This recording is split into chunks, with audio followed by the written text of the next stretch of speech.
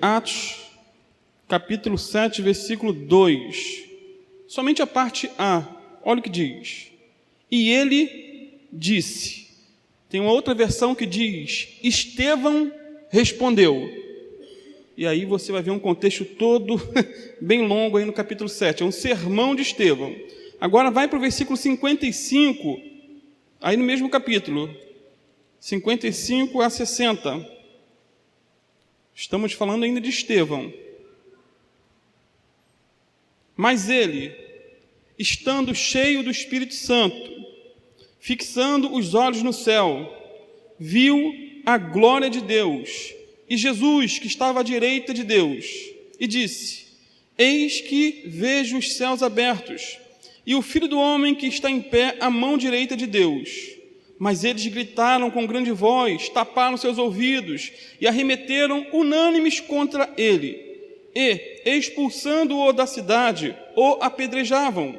E as testemunhas depuseram as suas capas aos pés de um jovem chamado Saulo e apedrejaram a Estevão, que em invocação dizia: Senhor Jesus, recebe o meu espírito. E pondo-se de joelhos, clamou com grande voz: Senhor, não lhes imputes este pecado. E, tendo dito isto, adormeceu. Amém? Deixe a sua Bíblia aberta, feche seus olhos. Senhor, te louvamos por mais essa leitura, te louvamos pelo privilégio que temos, Senhor, de anunciar a tua palavra. Fala conosco, Pai, em nome do teu Filho Jesus. Amém. Os irmãos podem sentar-se. Amados, Estevão foi, com certeza, um personagem singular na Bíblia. Ele foi um dos 7 primeiros diáconos da igreja primitiva e, juntamente com Filipe, foi um dos que mais se destacaram, esses dois, Filipe e Estevão. E eles foram escolhidos pelos apóstolos para fazer a distribuição cotidiana de alimentos na igreja, porque havia essa necessidade. Isso porque os apóstolos viram que sozinhos eles não conseguiriam dar conta de tanto trabalho. Eles entenderam que o serviço deveria ser dividido, deveria ser compartilhado, para não pesar somente por um lado. Como já dizia D.L. Moody, é melhor colocar 10 homens para trabalhar do que fazer o trabalho de 10 homens.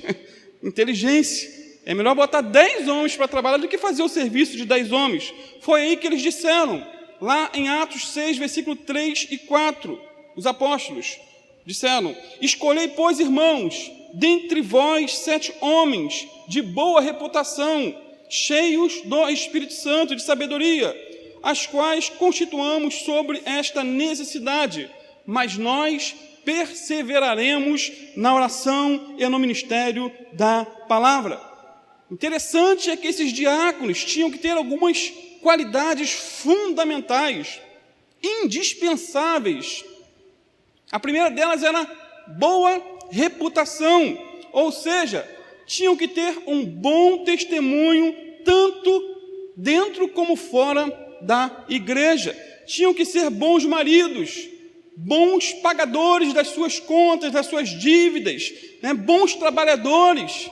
Tinham que ser exemplo para fazer distribuição de cesta básica na igreja primitiva. Tinham que ter essas qualificações. Eles tinham que ser também, diz a Bíblia, cheios do Espírito Santo, cheios de sabedoria.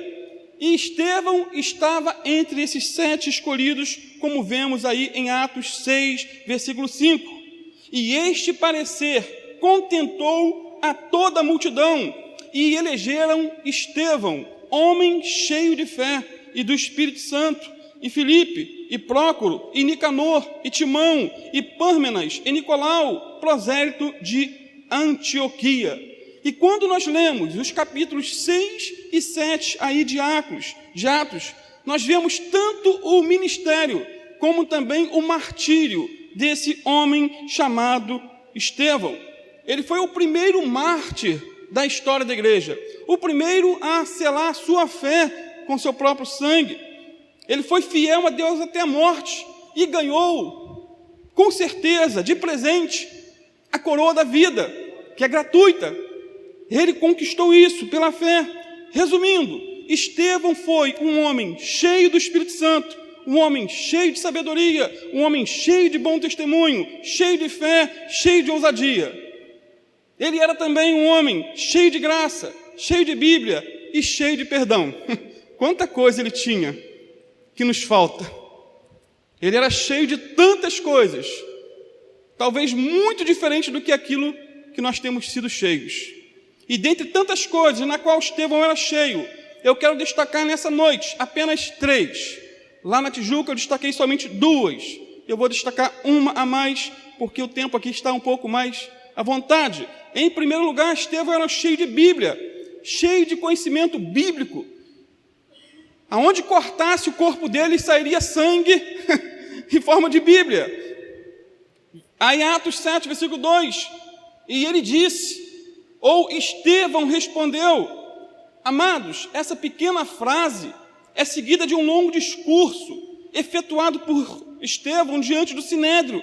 Nesse capítulo 7, ele pregou de improviso, sem esboço, o sermão com a maior quantidade de referências já registrado na Bíblia.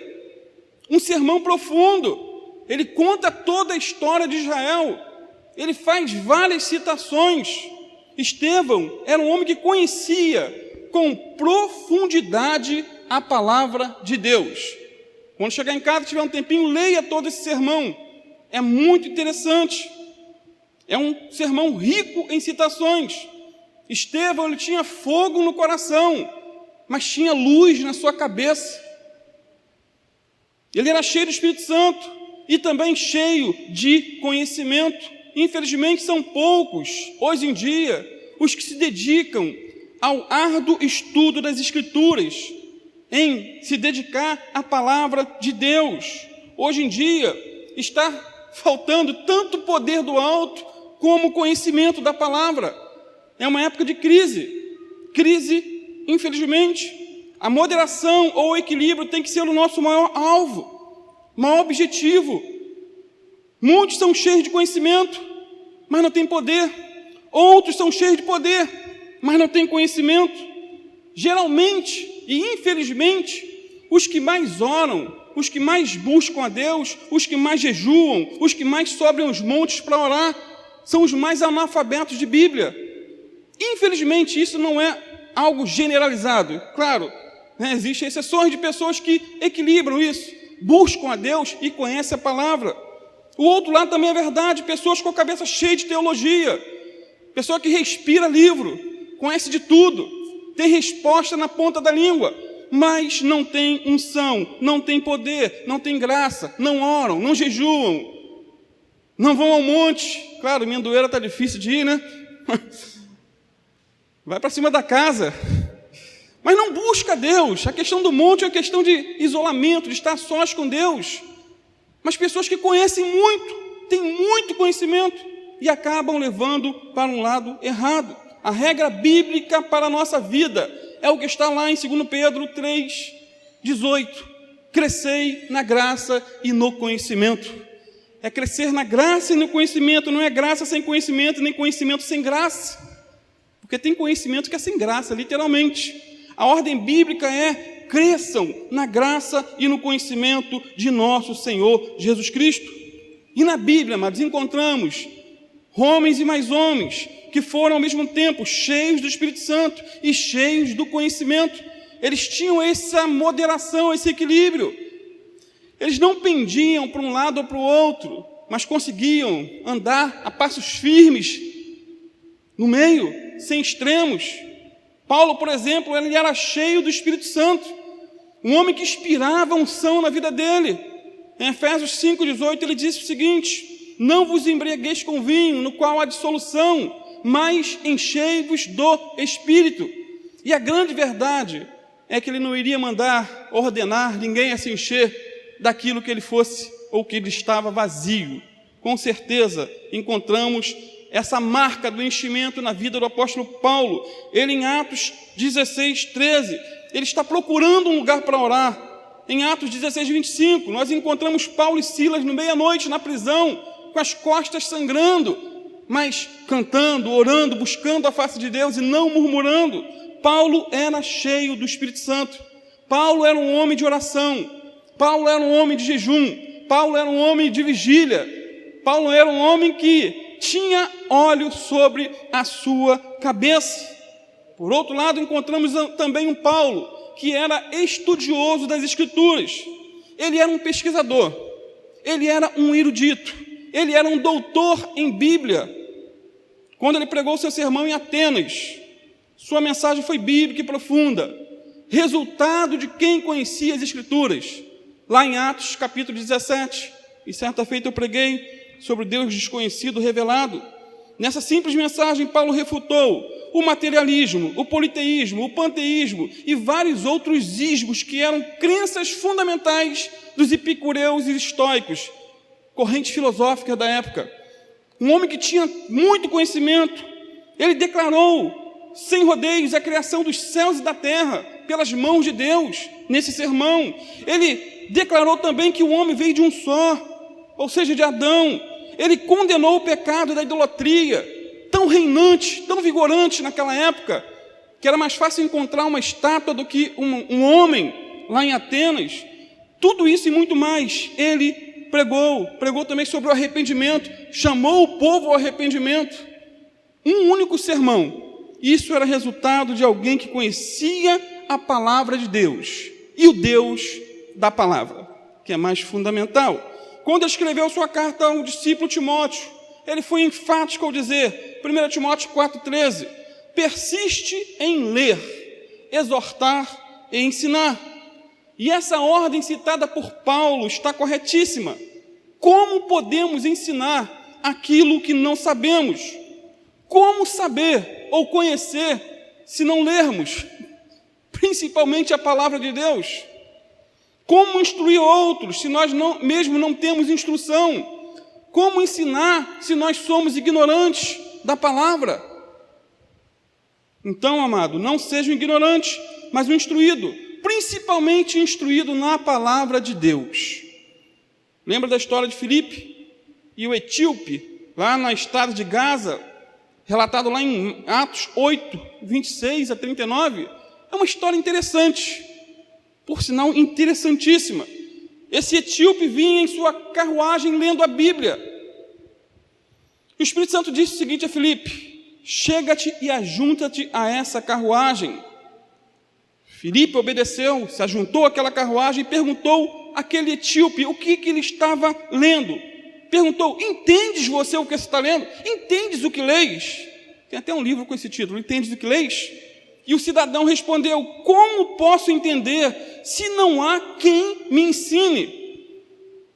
Como que eu vou entender se não tem quem me ensine? Ele estava lendo lá o livro de Isaías, capítulo 53. Filipe então subiu a carruagem daquele homem e lhe pregou a Jesus Cristo. Esse etíope estava lendo o livro de Isaías e Filipe fez uma ponte entre esse livro e a pessoa de Jesus. E o resultado foi extraordinário, porque aquele etíope creu, foi batizado nas águas e levou a mensagem do Evangelho para a África. Por quê? Porque alguém conhecia, tinha respostas. Filipe tinha o que falar, Filipe tinha o que ensinar para aquele etíope. Ele conhecia a palavra. Quem não se dedica ao estudo da palavra, amado, deixa de ensinar. 2 Timóteo 4,13, Paulo disse o seguinte a seu filho na fé, foi um pedido na verdade. 2 Timóteo 4,13, quando vieres, traze a capa que deixei em Troade, em casa de Carpo, e os livros, principalmente os pergaminhos. Para pensar, Paulo estava na antessala da morte. Paulo estava, por assim dizer, com atestado de óbito no bolso, aqui nesse contexto. Mesmo assim, ele pede a Timóteo para trazer os livros e pergaminhos. Ele diz: traz os livros, principalmente os pergaminhos. Amados, ele queria os livros para aquecer o coração, para alimentar a alma e para se guardar da preguiça. Motivos ele não tinha nenhum para ler. Humanamente falando, não. A iluminação devia ser péssima, estava frio, ele pede também a capa dele. Mesmo assim, ele quer aprender, ele quer conhecer. Não é interessante esse pedido? Ele não pediu alimento, não pediu dinheiro, mas pediu os livros. Não tem como negar que Paulo foi um estudante até o fim da sua vida. É um exemplo para nós. Por isso que eu sou fã do apóstolo Paulo, fã de carteirinha. E os cristãos atuais, infelizmente, não leem nem os livros e nem os pergaminhos citados aqui por Paulo. Os livros seriam livros escritos por homens. Pergaminhos seriam uma referência aos escritos sagrados. Estatísticas atuais revelam que o brasileiro lê em média 2 livros, não é por semana e nem por mês não, por ano. 2 livros por ano. Ele fica distante até de alguns países aí da África. A grande verdade é que nosso povo, quase de modo geral, não ama a palavra de Deus. Se eles lessem a Bíblia, como leem os comentários de WhatsApp, como eles leem mensagens de Facebook, Twitter, Instagram, eles seriam doutores em Bíblia. Ou nós seríamos doutores em Bíblia. Vamos me incluir nisso. Mesmo dedo que aponta para lá, são 3 para cá. Se lessem a Bíblia como leem comentários do YouTube, o que os comentaristas, que as pessoas estão comentando ali, ou olhando lá o story, ou o status, mas é muito tempo perdido. Nós seríamos doutores em Bíblia, com certeza. O missionário Ronaldo Lindório, é uma história verídica, conta que antes do Novo Testamento ser traduzido para a língua concomba, uma mulher de 70 anos fez uma viagem a pé de 4 dias, até a aldeia que esse missionário estava. E ela foi até essa aldeia com o único propósito, decorar 13 versículos da palavra de Deus para levar para o seu povo.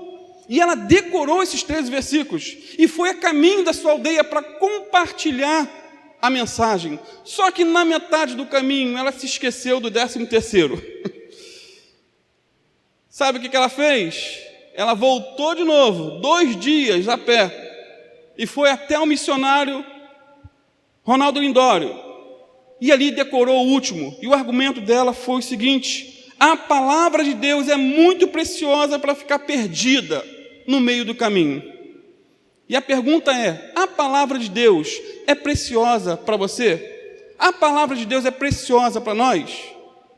Dia 1º hoje, você já colocou a sua leitura em dia? Leu lá Gênesis capítulo 1, Mateus 1 e 2? Se não, amado, começa, nunca é tarde para começar. Eu não consegui fazer a leitura da Bíblia no ano passado, em 2019, não consegui. Envolvido com tanta coisa, livro de Jonas, tanta coisa que acaba consumindo o teu tempo. Mas o meu propósito esse ano é ir até o fim. É ir até o fim. Já estou com saudade de Reis, Juízes, esses livros. Estou com saudade. Nunca é tarde para começar de novo. Comece em nome de Jesus. Segundo lugar, amados, Estevão era também cheio do Espírito Santo. Olha aí no versículo 55, Atos 7, 55. Estevão era também cheio do Espírito Santo. Primeiro cheio de Bíblia, agora cheio do Espírito Santo. Já falamos um pouquinho sobre isso, mas vamos abranger um pouco mais. Mas ele, diz a Bíblia, estando cheio do Espírito Santo, fixando os olhos no céu, viu a glória de Deus e Jesus, que estava à direita de Deus. Que interessante, amados, na conclusão do seu discurso, Estevão é descrito como estando cheio do Espírito Santo. A qualificação para ser diácono era ser cheio do Espírito Santo. E ele foi escolhido porque era cheio do Espírito Santo, cheio de fé, cheio de poder.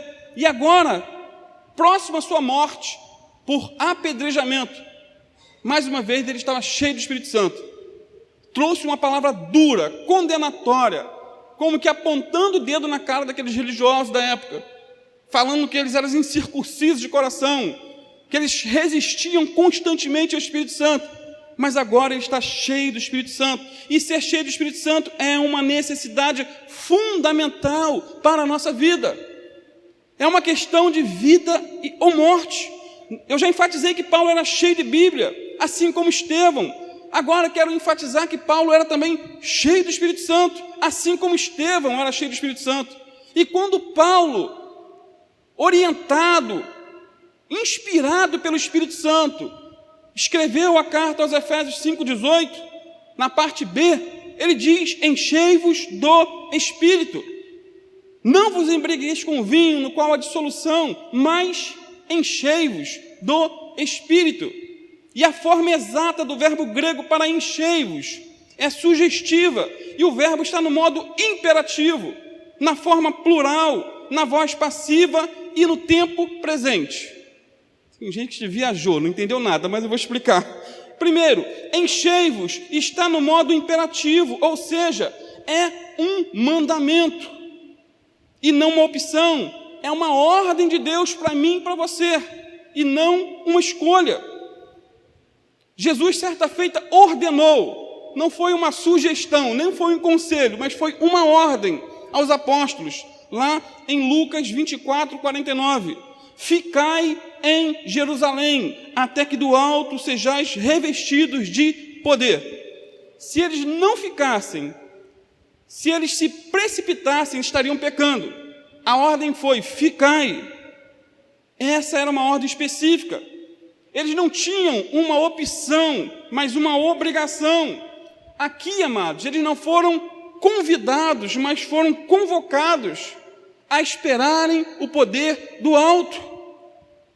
Eles não se atreveram a sair de Jerusalém sem o poder do Espírito Santo. O interessante é que havia algo de urgente. O mundo estava para ser ganho, milhões estavam vivendo à sombra da morte. A tarefa era urgente, mas eles deviam o quê? Esperar. Eles já eram convertidos, mas não capacitados. Eles eram salvos, mas não cheios. Interessante que os apóstolos já tinham o Espírito Santo, mas não eram cheios do Espírito Santo. Eles não foram revestidos de poder para a obra, nesse contexto. Então, ser cheio do Espírito Santo é um mandamento, mas precisa ser buscado com perseverança e paciência. Eles aguardaram com paciência em Jerusalém, e com certeza com muita oração, com jejum, com humilhação. D.L. Moody disse certa feita que algumas pessoas parecem pensar que perdem tempo se ficarem esperando em Deus para o recebimento de poder. Estou perdendo tempo, eu vou sair, eu vou fazer. Desse modo, partem e trabalham sem unção. Trabalhando sem unção, trabalham também sem poder. E quem trabalha sem poder, não faz nada. A obra fica entravada. Não há progresso. O próprio D.L. Moody experimentou isso. E quando eu cito alguns nomes, ele foi um dos homens mais usados por Deus no século XIX. Ele ganhou para Cristo mais de 500 mil almas, num contexto em que não tinha internet, não tinha televisão, não tinha som, não tinha caixa de som, era tudo, né? Às vezes boca a boca em reuniões, e tinha que ter uma voz boa também para alcançar tantas pessoas. Certa feita, D.L. Moody disse o seguinte: irmãos, não descansemos até que Deus nos dê poder para fazermos a sua obra. Não descansemos, disse ele. E na prática, ele fez exatamente isso. Não descansou um só minuto, enquanto não fosse revestido com o poder do Espírito Santo. Dia após dia, ele clamava a Deus, buscava a Deus, poder para servi-lo melhor. E como nós precisamos buscar de Deus isso? Poder para servir, não é poder para aparecer, não é poder de Deus para se enriquecer, porque tudo é a motivação com que a pessoa quer esse poder. Ele queria poder para servir, para ser bênção na vida dos outros. E em seu livro, O Poder Secreto, escrito em 1881, bem antigo, ele diz o seguinte: por todo esse tempo, minha alma detinha-se em aclamar a Deus para que me enchesse com seu Santo Espírito. Então, certo dia, na cidade de Nova York, que dia, mal consigo descrevê-lo, raramente faço menção a isso, é quase sagrado demais para ser nomeado como experiência. Só posso dizer que Deus se revelou a mim e experimentei tamanho impacto do seu amor que tive de lhe pedir para reter a sua mão. Continuei pregando como vinha fazendo. Os sermões não eram diferentes. Não apresentei novas verdades. E, não obstante, centenas de pessoas se convertiam.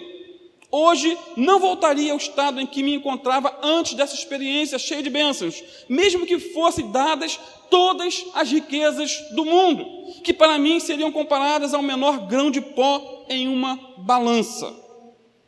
Essa foi a experiência de D.L. Moody no século XIX.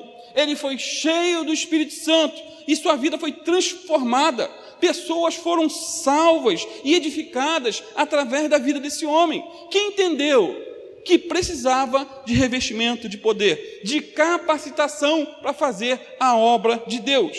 Amados, a bem da verdade, a causa de nossas quedas, a causa de nossos fracassos, se deve ao simples fato de estarmos vazios de Deus. Quanto mais vazios, mais propensos à queda nós estamos. Que venhamos buscar, clamar, pedir a Deus que nos encha com seu Espírito Santo. Segundo, o verbo enchei-vos está também na forma plural. Primeiro é o imperativo, é um mandamento. Segundo, está na forma plural, enchei-vos. O texto não diz encha-se no plural, mas enchei-vos no plural, no singular. Encha-se no singular, mas enchei-vos no plural. Essa promessa ou mandamento é para todos os cristãos, de qualquer época, em qualquer lugar, sem exceção, sem distinção. É para você, é para mim. Não são só os pastores que têm que ser cheios do Espírito Santo. Não. Deus quer que todos os seus filhos sejam cheios do Espírito Santo.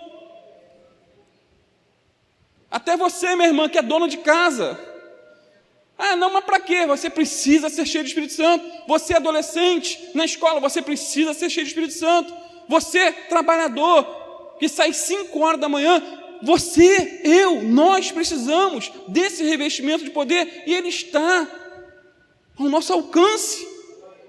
Deus é o mesmo, o Espírito Santo é o mesmo. Joel 2, 28 e 29 diz assim: e há de ser que depois derramarei o meu espírito sobre toda a carne, e vossos filhos e vossas filhas profetizarão, os vossos velhos terão sonhos, os vossos jovens terão visões, e também sobre os servos e sobre as servas, naqueles dias derramarei o meu espírito. Então, essa promessa do enchei-vos do Espírito é para todos que se convertem ao Senhor, de toda raça, tribo e nação. Todos aqueles que têm encontro com Cristo já está apto para ser cheio, capacitado. Ninguém precisa ficar de fora.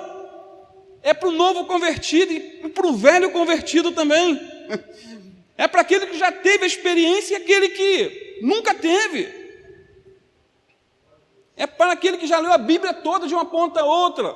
E é também para aquele que está começando a ler a Bíblia agora. A promessa de Jesus, em João 7, 37 e 38, é abrangente, diz assim: no último dia, no último e mais importante dia da festa, Jesus levantou-se e disse em voz alta: se alguém tem sede, venha a mim e beba. Quem crer em mim, como diz a Escritura, do seu interior fluirão rios de água viva. Esse alguém pode ser você. Se alguém tem sede, não é o pastor, não é o obreiro, não é o diácono. Se alguém, pode ser você, pode ser eu, pode ser nós. Em Atos 2, 3 diz que todos foram cheios do Espírito Santo e passaram a falar em outras línguas, conforme o Espírito Santo concedia que falassem. Não foram só os apóstolos que receberam o Espírito Santo, mas todos que estavam presentes naquela reunião, homens, mulheres, jovens, crianças, todos foram cheios. Todos que obedeceram, oraram, todos que esperaram o ficai em Jerusalém, todos esses receberam. O Espírito Santo não é propriedade particular de uma denominação e nem é concedido a uma elite espiritual e hierárquica da igreja, mas a todo aquele que busca ao Senhor, que deseja mais de Deus. Porque o Espírito Santo tem que ser desejado, tem que ser querido, não é isso? O Espírito Santo é para mim, é para você, é para nós.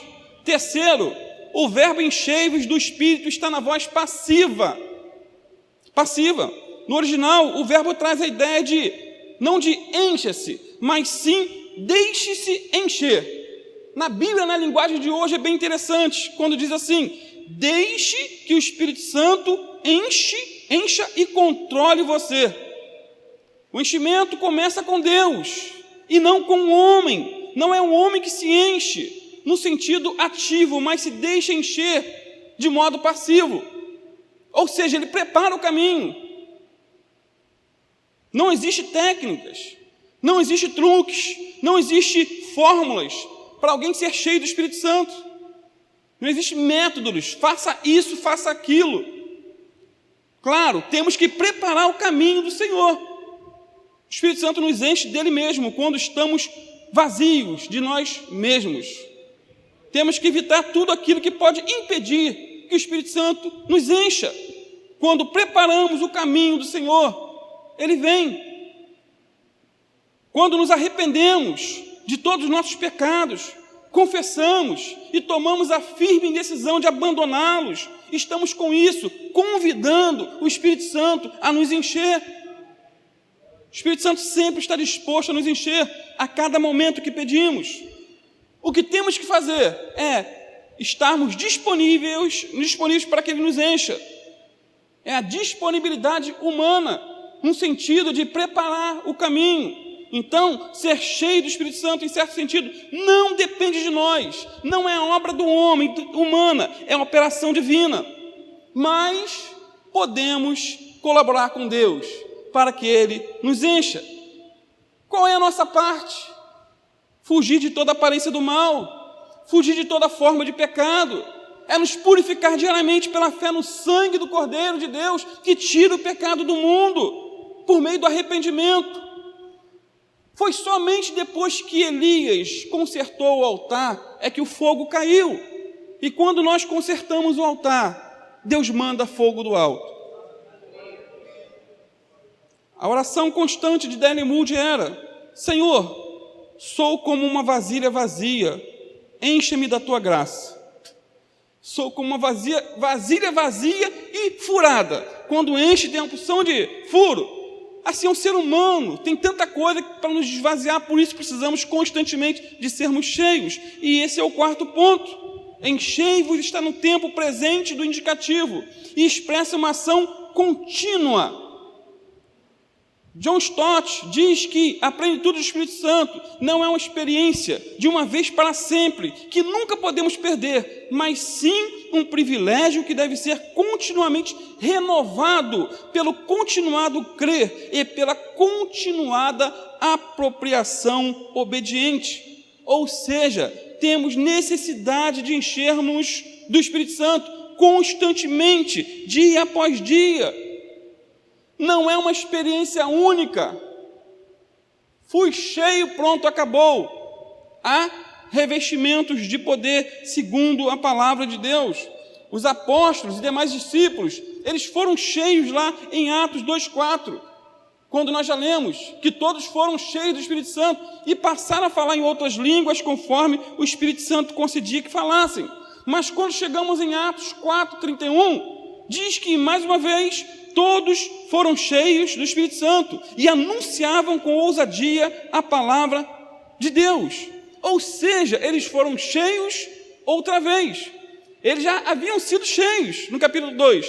Só que no capítulo 4, meu irmão, a perseguição, luta, tribulação, eles tinham necessidade de novos revestimentos. E assim é com a nossa vida. Sabe por que precisamos de novos enchimentos? Porque somos vasos furados. Mais uma vez, D.L. Moody disse que temos que ficar o tempo todo debaixo da fonte para nos mantermos cheios de Cristo e assim termos novos suprimentos de poder. Constantemente debaixo da fonte.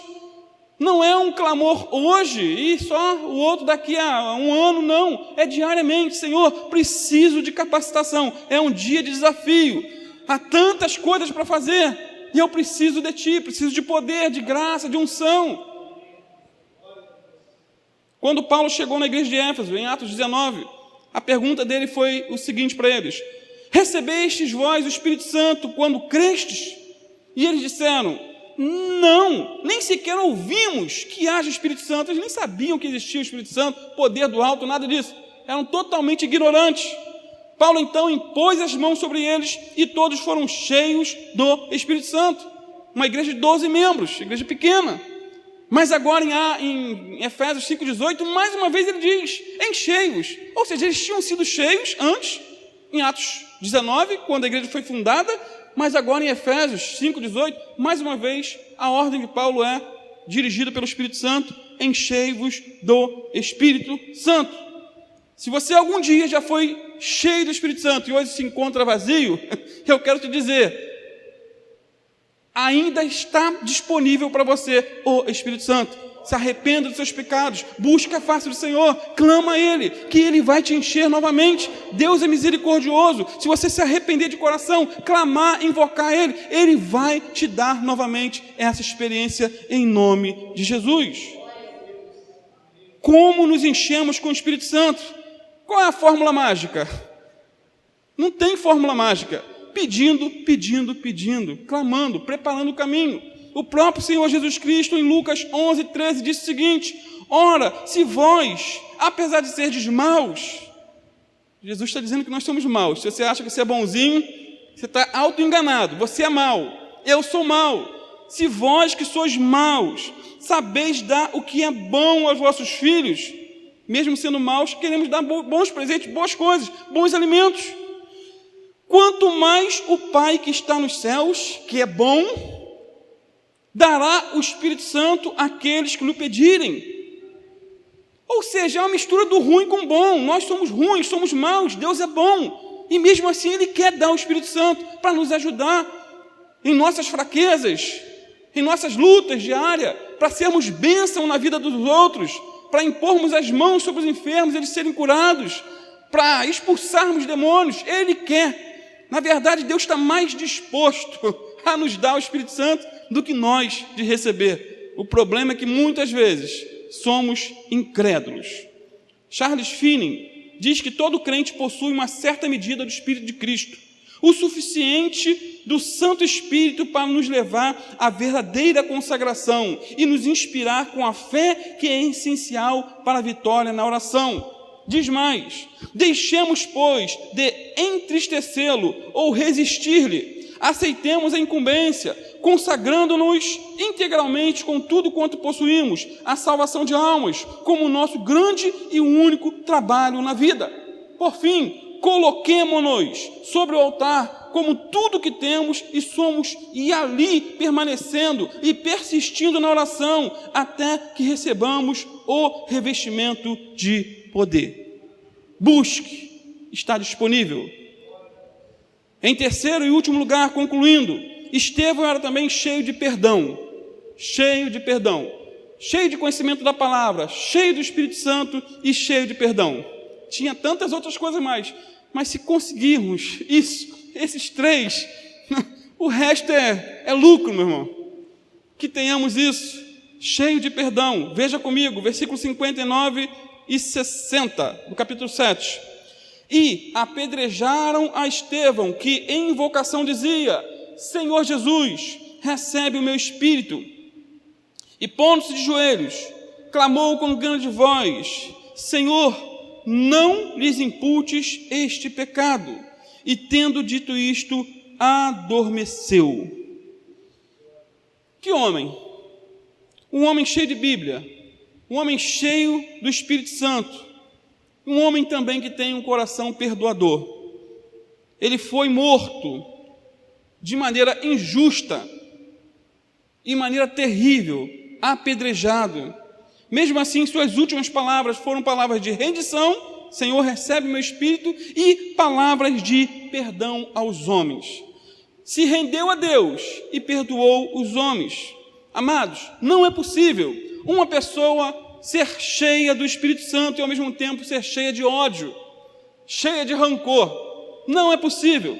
Na história da igreja vemos casos e mais casos de pessoas que, assim como Estevão, foram martirizadas, pessoas que foram maltratadas injustamente. Um desses casos foi o de John Hus, que foi queimado na fogueira em 1415. Esse homem foi um chamado pré-reformador, antes de Martinho Lutero. Ele era um homem culto, ele era um reitor de faculdade, pregador da palavra. Mesmo assim, ele foi morto na fogueira. Suas últimas palavras não foram de xingamento, blasfêmia, murmuração, mas palavras de perdão. Ele disse o seguinte, na hora da morte: Senhor Jesus, perdoa a todos os meus inimigos, por amor da tua grande misericórdia. E enquanto as chamas destruíam seu corpo, seus lábios pronunciavam hinos de louvor ao nome do Senhor Jesus. Sabe por que esse pré-reformador perdoou os seus inimigos? Porque ele era cheio da palavra e cheio do Espírito Santo. Será que temos um coração assim? Será que nosso coração é perdoador, como o de John Hus e como o de Estevão? Será que alguém aqui já perdoou nas mesmas circunstâncias que esses homens perdoaram?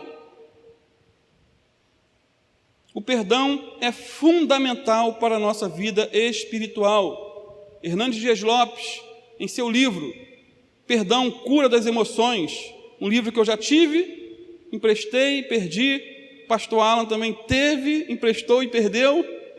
Ele me perguntou alguns anos atrás, se eu te emprestei aquele livro? Eu falei, não, o meu também sumiu. Mas eu consegui fazer algumas anotações da época. E ele diz que perdão é abrir mão da dívida que a pessoa nos deve, deixar a pessoa ir em liberdade e deixar ela ficar livre.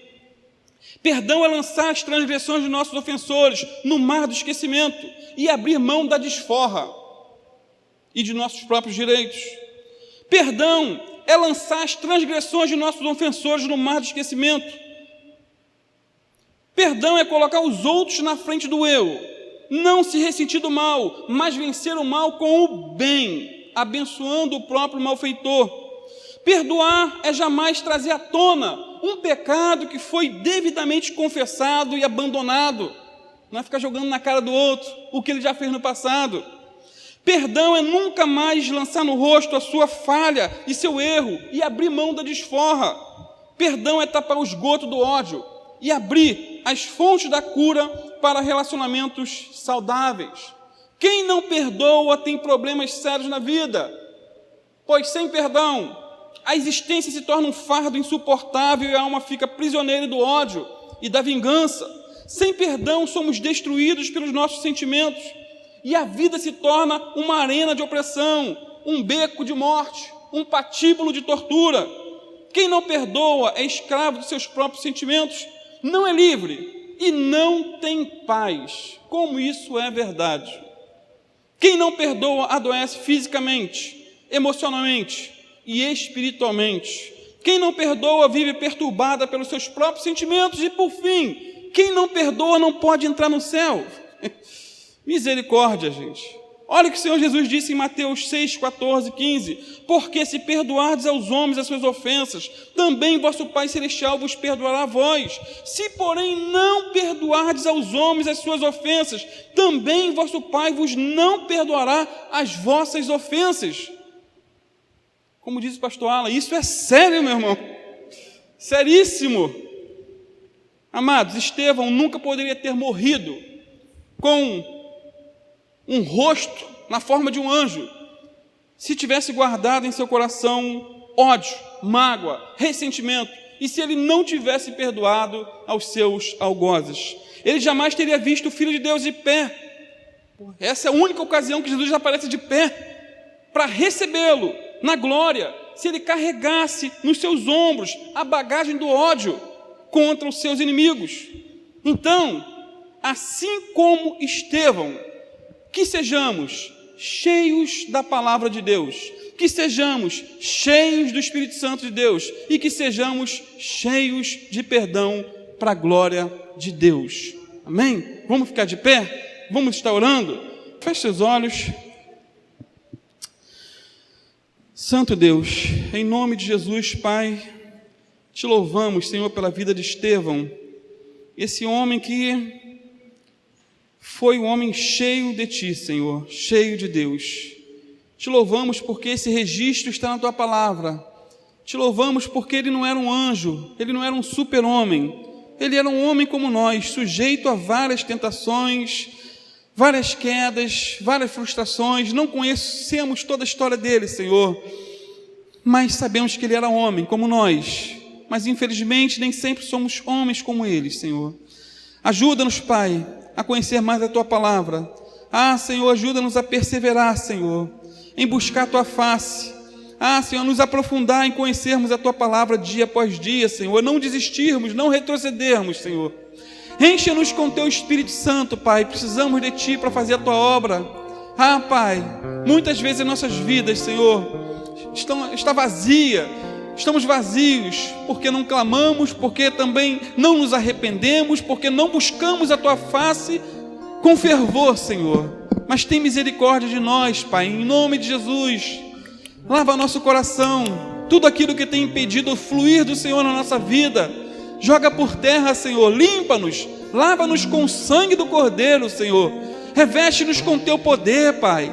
Precisamos de unção para servir, Pai, precisamos do enchimento com Teu Espírito Santo, Senhor, para pregar a Tua palavra e ter resultados com a pregação do Evangelho, Senhor, assim como foi na vida do apóstolo Pedro, Pai, que antes de ser cheio do Espírito Santo, ele estava trancado em 4 paredes, juntamente com os apóstolos, mas depois que ele foi cheio do Espírito Santo em Atos 2, a Tua palavra diz que em Atos 3 ele pregou a Tua palavra, Senhor, em Atos 2 mesmo, e ali houve, Senhor, conversão em massa, Pai. Não foi as palavras humanas dele, foi a unção do Teu Espírito Santo por trás da palavra do apóstolo Pedro. Senhor, encha-nos do Teu Espírito Santo e nos dê também, Pai, te pedimos um coração perdoador, Senhor. Guarda-nos, limpa-nos de todo ódio, Senhor, de todo rancor, de toda ira, Pai, toda falta de perdão, Senhor. Espírito Santo, o Senhor conhece, Senhor, cada coração aqui. O Senhor sabe, Pai, aqueles que precisam perdoar. Ajuda, Senhor, convence da necessidade de liberar o outro, Senhor, de não se prejudicar, Pai, por estar guardando mágoa. Senhor, em nome de Jesus, toma nossas vidas nessa noite, renova-nos, Senhor, aviva-nos, enche-nos com o Teu Espírito Santo, batiza-nos com o Teu Espírito Santo, aviva a nossa alma, Pai. É o que eu te peço em nome do Teu Filho Jesus. Fica conosco, Pai, cobre-nos com o sangue do Cordeiro, em nome de Jesus.